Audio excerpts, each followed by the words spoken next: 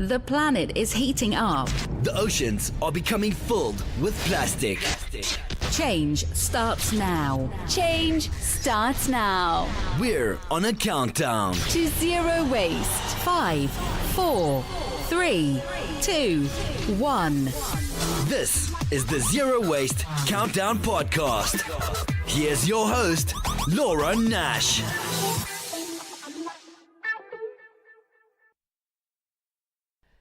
Hi, everyone, and welcome to the Zero Waste Countdown podcast and radio show. Today, I'm speaking with Meera Jane from Toronto. You probably know her, though, from Instagram as the GreenMum. That's the British spelling of mum, M-U-M. It's nice to speak with a fellow Canadian who's also living zero waste, but in a different city.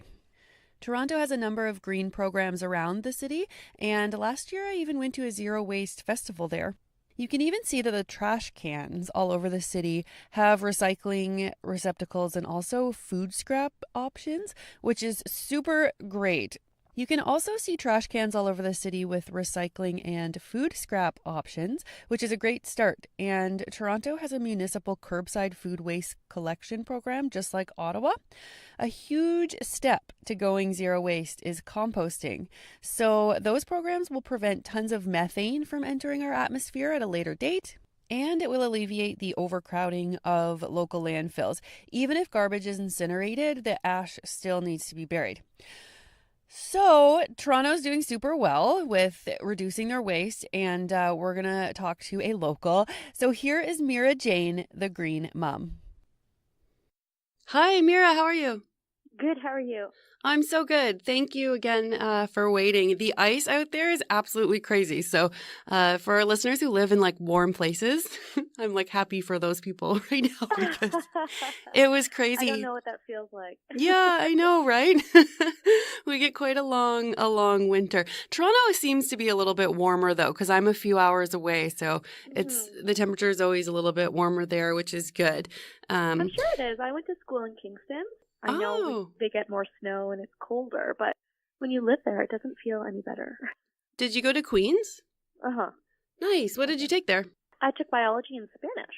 Oh, that's so cool. Are you like of Spanish background?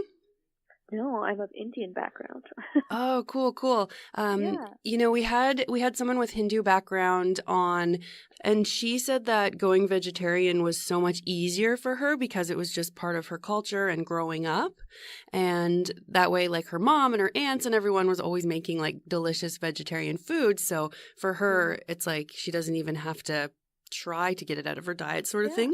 Well, I was actually raised a vegetarian, so it's like 10 times easier for me because I've never really been exposed to eating meat.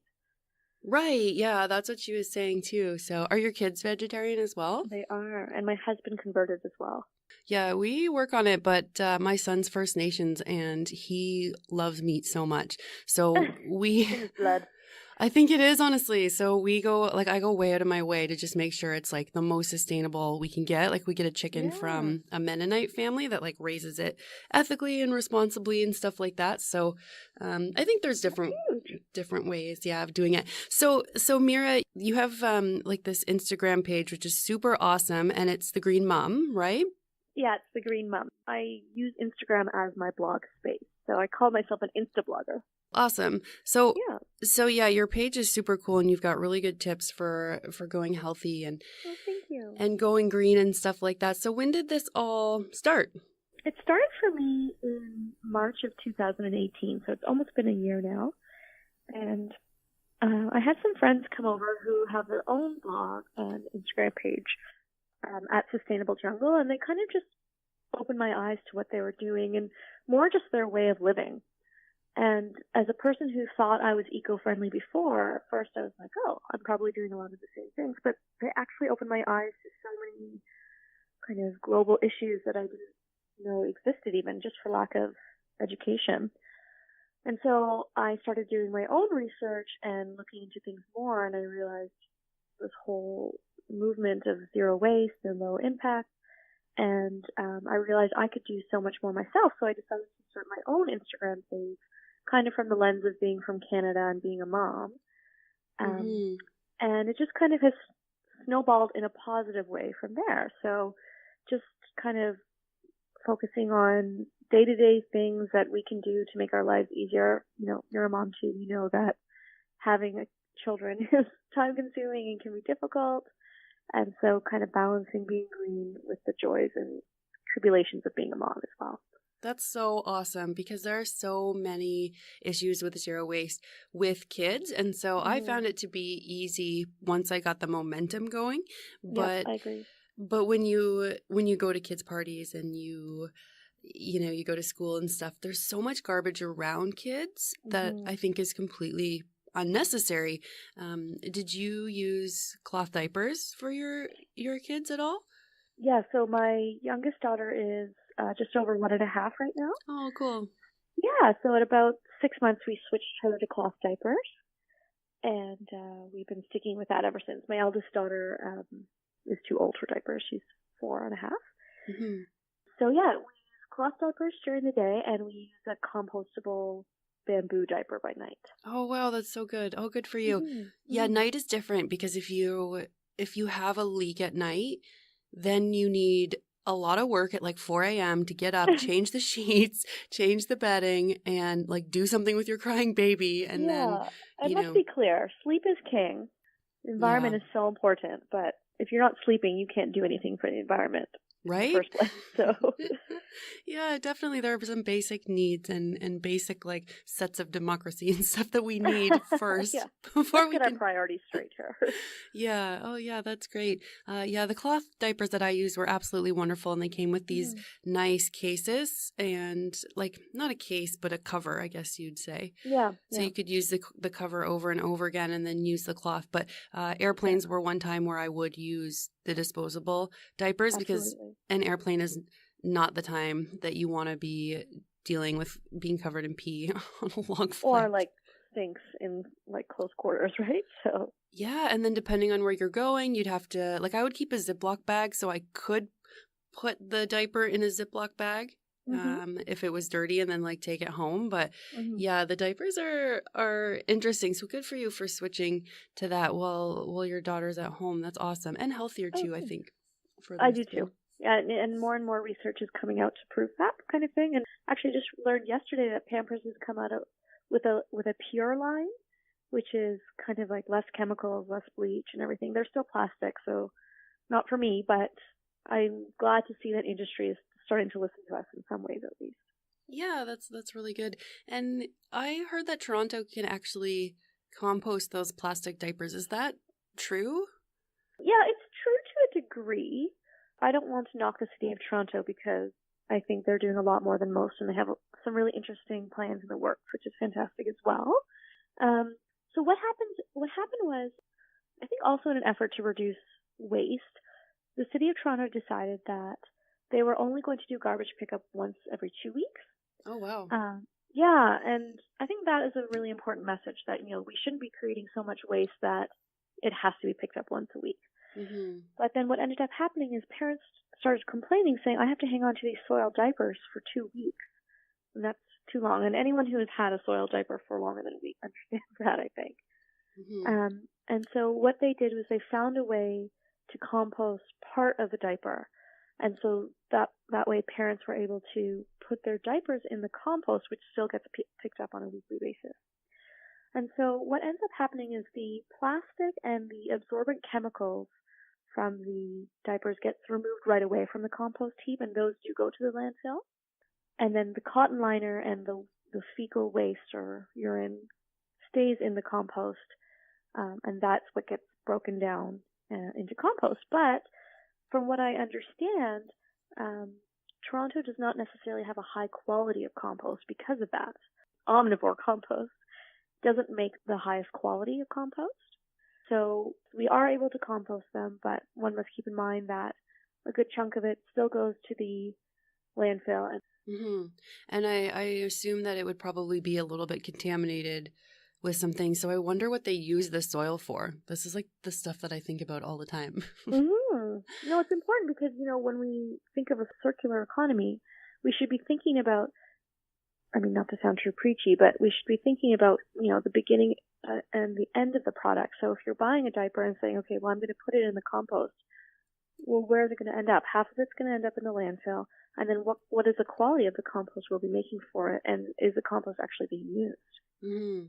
Yeah, like what happens to it afterward? I wonder that with recycling too, because we're finding out now that a lot of our recycling is just going overseas and it's just sitting there overseas. Or Story of Stuff came out with a post showing that a tofu factory was burning plastic bottles for fuel. I don't know if you saw that or if you follow Story of Stuff. They're great. Story of Stuff. Okay, I'll look into that. Yeah, the Story of Stuff project. They have a new film coming out too with Rob Greenfield, so that should be pretty awesome. But yeah, that's interesting. Thank you for finding that out about Toronto, because I'd heard and I was like, no way. Are they composting diapers? How could you? So I wonder if they have someone on a sort line picking out diapers. Like, how would you advertise that job? Like, would you like to pick diapers out of food I think scraps? it's a machine that does it. I hope so. Sorry, I know it's a machine that does Okay, it. good. Okay. You're right. Diapers they get pretty gross, so I can see the problem too with them sitting around. Yeah. The minute we're done with the diaper, we don't want to see it again.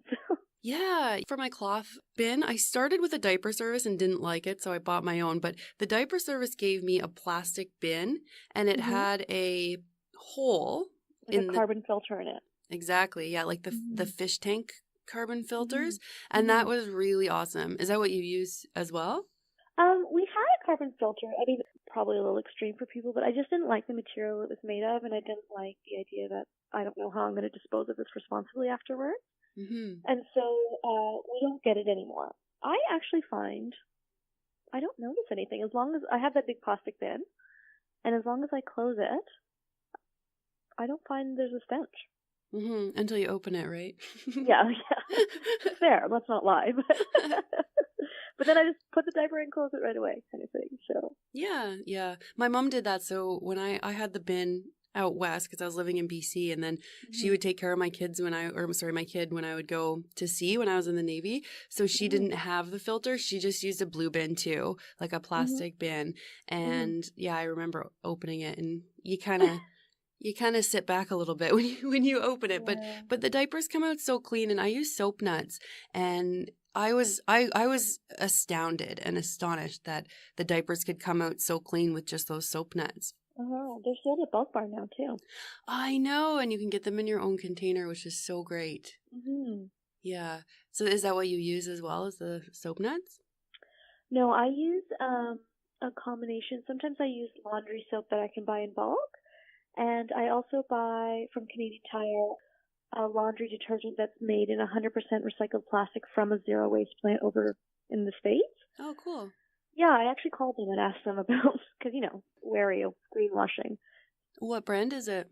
I think it's called Ecos. I think it's ECOS. That sounds like a good one too. You use the shampoo bars too. Do you have a favorite one that you use?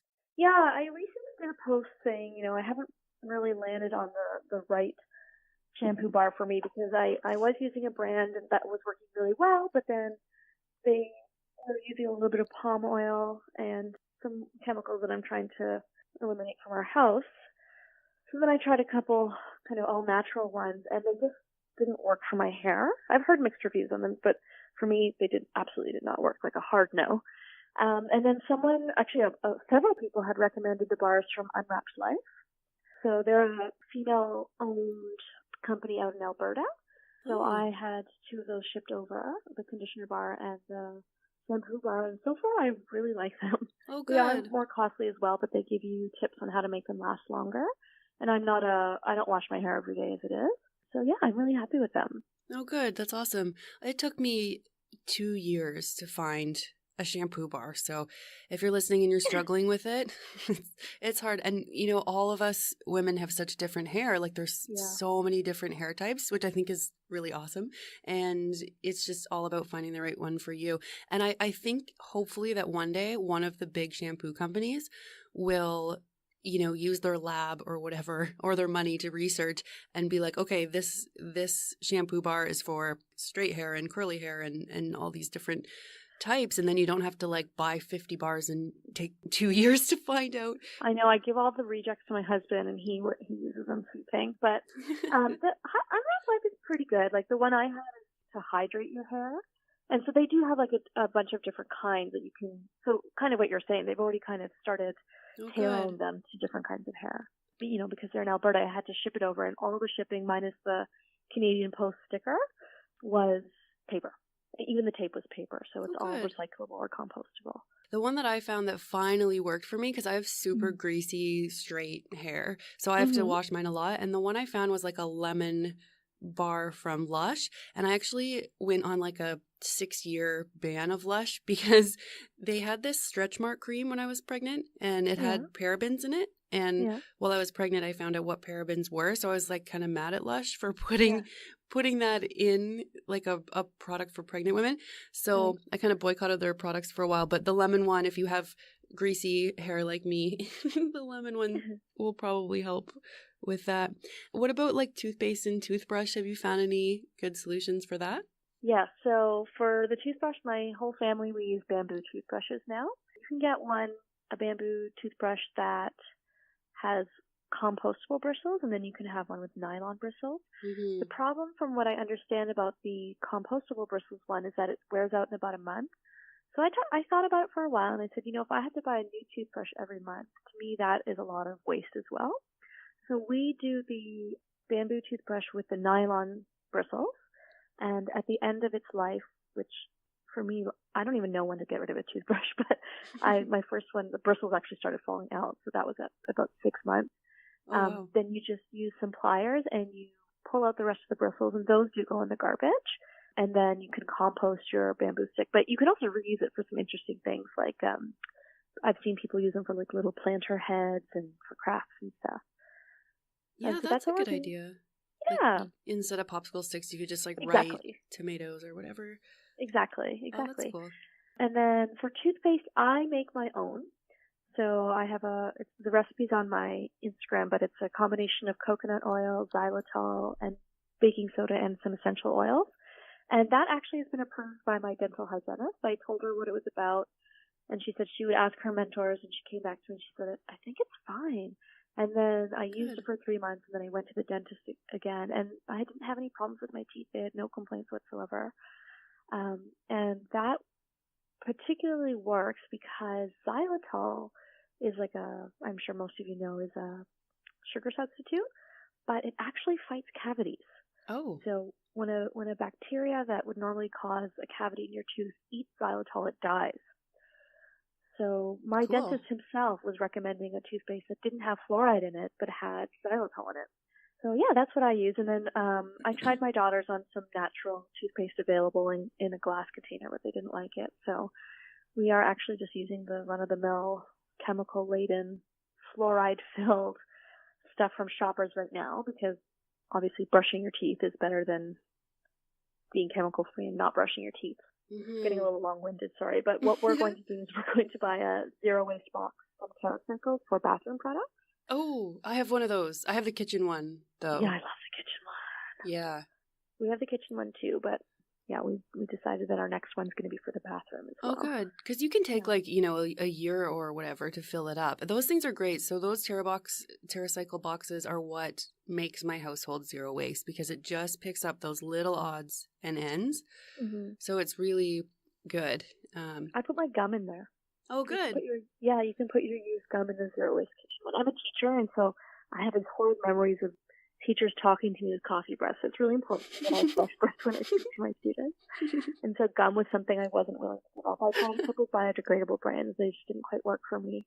And so the zero waste box, as you said, it just it lets you live your life somewhat normally and catches all those little odds and ends that you're just not willing to give up yet. Exactly, just like twist ties around carrots or little tabs or something like that. It's funny about the coffee breath, because I distinctly remember teachers leaning over to help me in school and being like, whoa.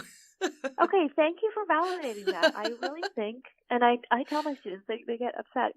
Miss, you're chewing gum. Why are you allowed to chew gum? And I say to them, trust me, for your benefit. Yes, I definitely can validate that. Some of the teachers were very bad with that. Yeah, I have one. I'm picturing one in particular right now. Me too. Me too. I won't say her name because she was nice, but she had Yes. crazy coffee breath. I actually switched to mint when I found out gum. Well, when I wanted to do zero waste, I didn't know you could put it in the kitchen box, so I just cut that out because I didn't want to use it. But I use mint. So there's one kind of mint in like Canadian grocery stores by the checkout, and they come in those aluminum containers. Uh-huh. And so I know that those can be recycled, or you could use them. I actually keep them and put seeds in them in the summer. So I find that's good too if you're a mint person. You just chew mint? Well, I just like put them in my mouth and then they disappear, but they make my breath all minty, which is mint. I'm so sorry. Yeah. I thought you were herb. Oh, like just chew on the plant? Yes. Then you'd have it all stuck in your teeth, and then your kids would think you're just as bad as having coffee breath. Yeah. I'm also on this like no sugar kick or low sugar kick. So I did consider mints, and I thought I'm just gonna like triple my intake. I don't have stinky breath, by the way. I do like my caffeinated beverages. So. Well, that's one thing I didn't like about the mints is I don't really know what the ingredients are, and it would be cool if there were more healthy mints. And occasionally, like if I'm in the U.S. or something, at some organic store or something, I might see some specialized mints. So it'd be nice if there were better ones. Because you are a coffee drinker, I take it. So do you do it zero waste? Do you have like a good coffee routine in the morning? Yeah, well, I'm more of a tea drinker, but I have a for both coffee and tea, I have a good zero waste routine. For coffee, I buy my beans from Bulk Barn, and then I have a coffee grinder at home, so I grind them, and then I just use my French press. And for tea, I have tea that I also buy in bulk, and then I have those little metal steepers, and then I just put the tea in there, and then I put on my kettle. I just recently switched to a metal kettle as well. Nice. Because I didn't love the idea of heating up water in plastic. Right? And I just steep my tea in those. Just for anyone, I'm sure everyone, not to sound condescending, but just to anyone who doesn't know, there actually are small bits of plastic in almost every tea bag you have. So that's why avoiding the tea bag is key. Yeah. Last summer, I spent a long time picking out tea bags from my parents' garden. So they had this compost and they spread it around, and then you could still see the tea bags. And they look like pieces of cloth kind of, but it was because it was that plastic, so it wasn't breaking down. Those pyramid-shaped ones? So those are supposed to be more of the worst ones. Yeah. I think they're polypropylene maybe. And so they shouldn't be as dangerous for your health, but we're kind of not really sure. But they weren't actually. These were just regular like Tetley tea bags, like whatever my parents were drinking. And I kept telling them that they were plastic, and sometimes it takes a while to get people, especially your parents, to like believe you. So we put them. Just some hippie. So we put them in a bag, and I had this big bag of them, and I brought them back, and they were pretty shocked to find out. But I don't know if they switched to loose leaf. They probably didn't. We'll have to follow up on that. Yeah. But I do the same thing. I have a French press, and I've seen you can get coffee grinders that are hand grinders, but they're like $80, and I already have one that plugs in. So as long as my plug-in one works, I'll use a little Zap Energy every morning to grind them up. And I get them from the Bulk Barn too. And David's tea seems good. I haven't heard anything bad about that company. So well, I have a personal anecdote that so right now the tea I have in my cupboard is from David's Tea. So what we did is we started with one of their biggest containers, and we asked them to fill it up. And so that was fine. And then when we got it refilled, we noticed that they had to refill their big tub, and I noticed the bag that they were using was one of those like I don't know what the material it's like a cereal bag?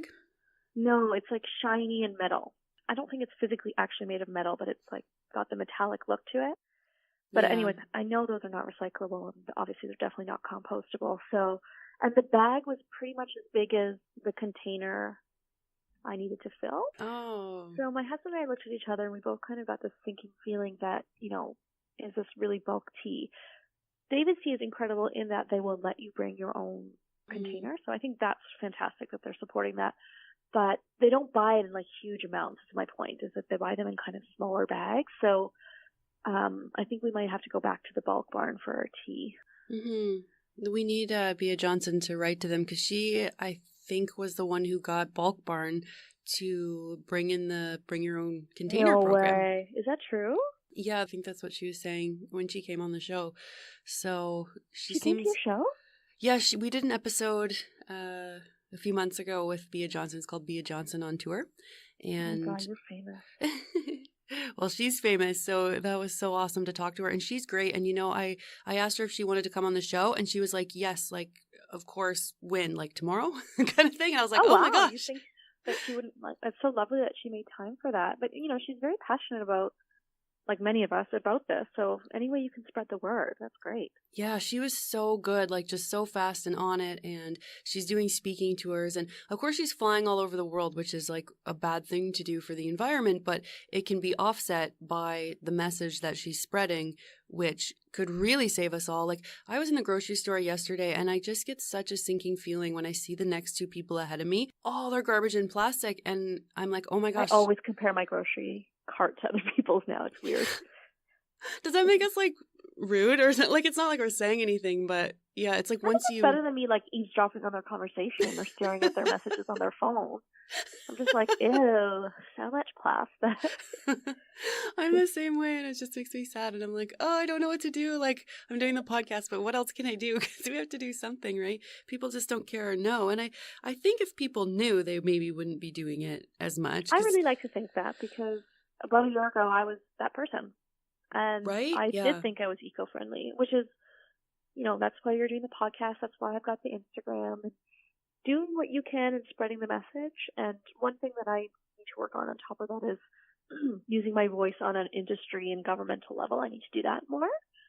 But those are kind of the top 3 things you can do, I think. Mm-hmm. Yeah. And communication is just key, right? So yeah, Instagram is a great place to start.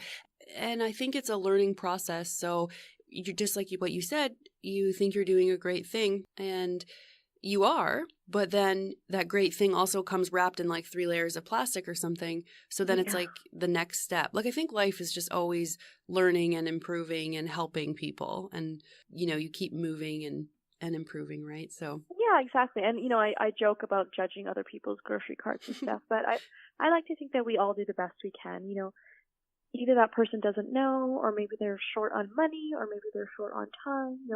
These all play a role, and so you have to come at it as I'm doing the best I can, and I'm always trying to improve. That's kind of my attitude about this whole lifestyle. Mm-hmm. And I learned something from every single person who comes on this show. Like I've learned a lot from you today, and I learned about the diaper process because I was wondering about that, like how it works, or even if it's true, right? So awesome, Meera. Well, thank you so much. Thank you so much for having me, Laura. I really appreciate you responding to my outreach and giving me the chance to chat. It's really great. That was Meera Jane from Toronto. She's better known on Instagram as the GreenMum. If you like our show and want to help save the world from all this trash we're consuming, please consider donating to the Zero Waste Countdown. You can become a patron on Podbean, you can find me on Patreon, or you can donate right on the website, zerowastecountdown.com. And if you're interested in seeing a photo of our guests, you can check us out on Instagram. That's _waste_countdown. And if you want to email me, it's laura@zerowastecountdown.com. Thank you for listening, everybody. Thanks to all our listeners in America, Canada, Australia, Germany, the UK, and wherever else you may be tuning in from. Together, we're going to change the world. Change starts now. This is the Zero Waste Countdown Podcast.